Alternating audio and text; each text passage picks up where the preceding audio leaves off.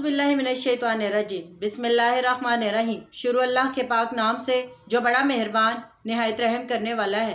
अस्सलाम वालेकुम वरहमतुल्लाहि वबरकातुहू। मेरी आज की इस वीडियो का टॉपिक है अगर अल्लाह मुझे हदायत करता। अल्लाह ताला कुरान पाक में पारा नंबर 24 सूरह अज़्ज़ुमर की आयत नंबर 55 से 59 में फरमाता है, और पैरवी करो उस बेहतरीन चीज़ की जो तुम्हारे परवरदिगार की तरफ से नाजिल की गई है, इससे पहले कि तुम पर अचानक अजाब आ जाए और तुम्हें इत्तला भी ना हो। ऐसा ना हो कि कोई शख्स कहे, हाय अफसोस उस बात पर कि मैंने अल्लाह ताला के हक़ में कोताही की, बल्कि मैं तो मजाक उड़ाने वालों में ही रहा। या कहे कि अगर अल्लाह मुझे हदायत करता तो मैं भी पारसा लोगों में से होता। या अजाब को देख कर कहे, काश कि किसी तरह मेरा लौट जाना हो जाता तो मैं भी नेकोकारों में हो जाता। हाँ, बेशक तेरे पास मेरी आयतें पहुँच चुकी थी जिन्हें तूने झुटलाया और गरूर व तकब्बर किया और तू था ही काफरों में से। यहाँ पर इस बात का हुक्म दिया गया है कि अल्लाह ताला का हुक्म मान लो इससे पहले कि अल्लाह का अजाब आ जाए, और अमले साला का एहतमाम कर लो, क्योंकि जब अजाब आएगा तो इसका तुम्हें इल्म व शऊर भी नहीं होगा। इससे मुराद ये कि दुनियावी अजाब, अल्लाह की अताअत यानी कुरान और उस पर अमल करने में कोताही है, यानी अगर अल्लाह का कुर्ब व जवार यानी अल्लाह से जन्नत तलब करने का। और इंसान ये कहता है कि अगर अल्लाह यानी मुशरिकीन ये कहते हैं कि अगर अल्लाह मुझे इस चीज़ की हदायत दे देता तो मैं गुनहगार ही ना होता। और दूसरे जगह पर भी मुशरिकीन का ये कौल है कि अगर अल्लाह ना चाहता तो हम शिर्क ना करते। तो उनके इस कौल में अल्लाह ताला जवाब देता है कि मेरी आयतों को तुम्हारे पास पहुंचा दिया था मैंने, लेकिन तुमने झुटलाया और तुमने गरूर किया, तू था ही काफरों में से। और आप अल्लाह ताला के अजाब और अल्लाह के गज़ब का मुशाहिदा होगा तुम्हें। इन चीज़ों से पता चलता है कि अल्लाह ताला ने तो हमारे पास इस कलाम पाक को उतार दिया और नबी पाक सल्लल्लाहु अलैहि वसल्लम ने अपने हुस्न अखलाक से हम तक सब बातें पहुंचा दी और इस दीन को हमारे लिए मुकम्मल कर दिया।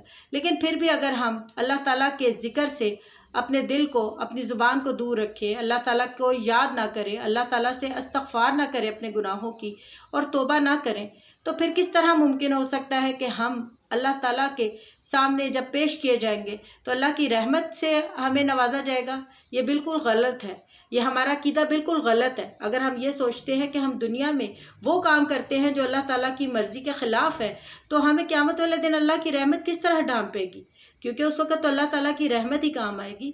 और अल्लाह ताला की रहमत जिसको ओढ़ लेगी वही असल में कामयाब हो गया।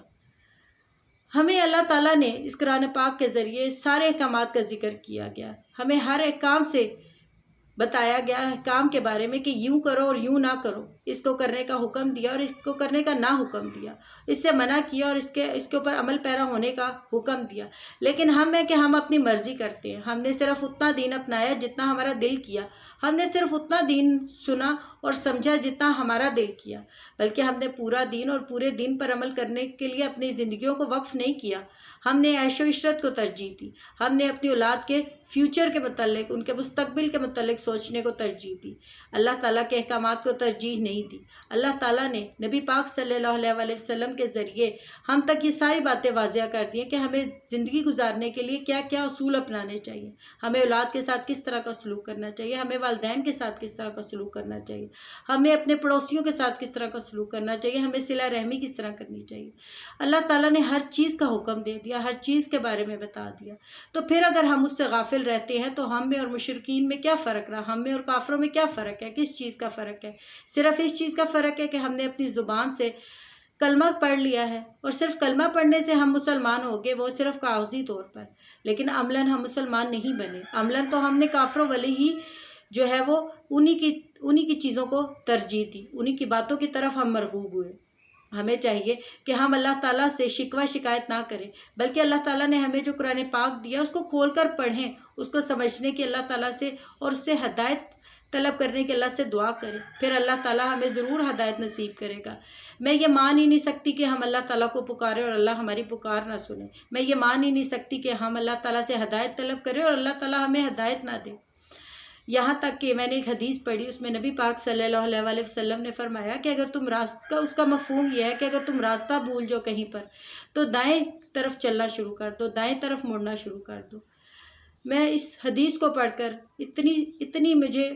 اتنی مجھے خوشی محسوس ہوئی کہ اللہ تعالیٰ نے ہمارے اتنے چھوٹے سے کام کو بھی ہمارے لیے اتنا آسان کر دیا اور ہمیں بتا دیا۔ لیکن اس کے لیے شرط یہ ہے کہ ہم اللہ تعالیٰ کے احکامات کو پڑھیں، ان کے احکامات کو، اللہ کے احکامات کو سمجھیں اور ان پر عمل کرنے کی کوشش کریں، اور توفیق تو اللہ تعالیٰ کی طرف سے ہی ہوتی ہے۔ لیکن توفیق آپ طلب کریں گے تو اللہ تعالیٰ توفیق دے گا، ہدایت آپ طلب کریں گے تو اللہ تعالیٰ آپ کو ہدایت دے گا۔ مال و دولت تو ہم طلب کرتے رہتے ہیں دن رات، اپنی نمازوں میں اپنے مرتبوں کو اونچا کرنے کے لیے ہم اللہ سے دعا کرتے رہتے ہیں، ہم گاڑیوں کے لیے، محلات کے لیے اللہ سے دعا کرتے رہتے ہیں، اولاد کے لیے اللہ سے دعا کرتے رہتے ہیں، کمپٹیشن میں لگے ہوئے ہیں، لیکن ہم نیکی کے کام کرنے میں کوئی کمپٹیشن نہیں محسوس کرتے، کوئی کمپٹیشن رکھتے ہی نہیں ہیں ہم لوگ۔ ہمیں پتہ ہے بس ہم نے 5 وقت کی نماز ادا کر لی، اللہ کو ایک دفعہ دن میں یاد کر لیا، کبھی ایک دفعہ قرآن کھول کر پڑھ لیا، رمضان کے روزے رکھ لیے، زکوٰۃ دے دیا، حج کر لیا، عمرہ کر لیا، بس یہ کافی ہے۔ نہیں، مسلمان اس طرح نہیں بنتے۔ مسلمان تو تب بنتے ہیں کہ جب اللہ تعالیٰ کی قرآن کتاب کو کھول کر پڑھیں اور اس کو سمجھیں اور اس کو دوسروں تک بھی پہنچائیں۔ یہ ہمارا اولین فرض ہے۔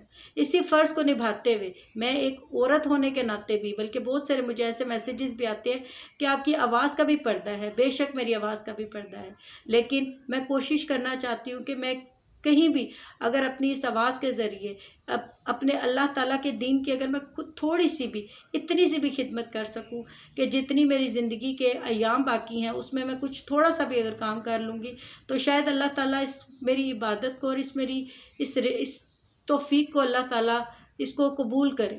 اور یہ اللہ کی توفیق سے ہی ہوتا ہے، اللہ کی توفیق کے بغیر کچھ نہیں ہوتا۔ میری اس کوشش کو اللہ پاک قبول کرے گا تو میں سمجھوں گی کہ میں نے دنیا میں اور آخرت میں دونوں جگہوں پہ کامیابی حاصل کر لی، اور اللہ تعالیٰ بہترین اجر دینے والا ہے۔ ہم صرف کوشش کرتے ہیں، باقی اللہ تعالیٰ دینے والا ہے، اور ہم اپنے گناہوں پر اللہ سے توبہ استغفار کرتے رہتے ہیں، اور صدقے دل سے جب توبہ کرتے ہیں تو اللہ تعالیٰ ضرور مدد فرماتا ہے۔ بجائے اس کے کہ اس وقت یوم آخرت کو اگر کفار اور مشرکین کے ساتھ کھڑے ہونا ہے اور ساری زندگی ہم اسی غلط فہمی کا شکار ہے کہ ہم تو بہترین مسلمان ہیں، تو اس وقت افسوس کرنے کے بجائے، اس وقت ہائے کاش کہنے کے بجائے، اس وقت واپس دنیا میں جانے کی دعا کرنے کے بجائے ضرورت اس بات کی ہے کہ اسی وقت سمجھے اس بات کو کہ اللہ تعالیٰ نے اپنے قرآن پاک کے ذریعے ہمیں کن باتوں کو کرنے کا حکم اور کن باتوں سے منع کیا ہے۔ نبی پاک صلی اللہ علیہ وسلم کی سنت پاک کو اپناتے وقت کن کن چیزوں کا خیال رکھنا چاہیے اور کن چیزوں سے منع فرمایا ہے۔ اللہ تعالیٰ آپ کو، آپ کے بچوں کو، مجھے اور میرے بچوں کو قرآن و حدیث کے مطابق زندگی گزارنے کی توفیق عطا فرمائے۔ آمین۔ جزاک اللہ خیر۔